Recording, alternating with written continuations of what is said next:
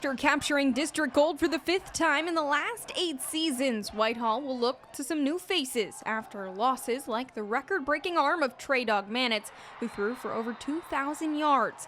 In fact, 13 players who saw significant minutes are gone. But one role they won't have to fill will be the running back position, getting Carter Troxell back after running for nearly 500 yards and leading the defense with 92 tackles. Yeah, absolutely. Carter's, will take the lion's share of the carries. He's great off the field. He's great on the field. He's worked in some of his weaknesses this year, so we're excited to see some of his weaknesses becoming strengths that we talked about in the offseason. So he's tremendous work ethic, great leader, sets the tone, and we're excited to have him on our team. Troxell a key piece defensively, along with returners like Brandon Bird, Adam Uwakim, and Justice Miles, believing the Zephs' strength does start on that side of the ball. I say our strongest part this year is definitely going to be our defense. We have more returning players. We have a really young offense right now, but we have a really strong defense coming back, and I expect a lot of our D-line and our secondary for sure. Like the coaches definitely play around our personnel and stuff, and I really enjoy that. They know we love to hit. We like to be physical out there. So defense is our strong suit here.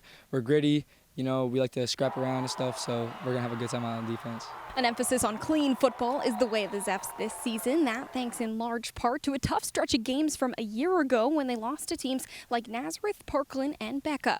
Realizing that minimizing some of those mistakes will be crucial in maintaining success this year, especially with a younger bunch donning the maroon and gold. The more you stress it early, the easier it comes at the end. And, every minute detail really does matter. If you take one wrong step, it's a touchdown. If you one person mess up their assignment, it's a touchdown. Big plays happen all the time from little things. So we know that here, and we watch it on film, we correct it, and get back out there. I think it's really important. Less penalties equals more yards for us. So it's definitely better if we play clean. It's important when we get to week 7 and 8 to keep that team healthy. And that clean football is important in the game time because game time situations, a lot of times a flag could mess up the game.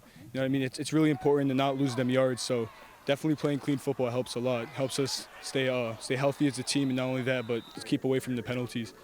Yeah, it's everything, right? It's how you be consistent where you have 4 turnovers against Becca, and they turn them into points, and you have X amount against Parkland, they turn them into points. And, for us to have a shot in the fourth quarter, it's not just turnovers, it's execution as well. And we'll have a lot of new faces out there.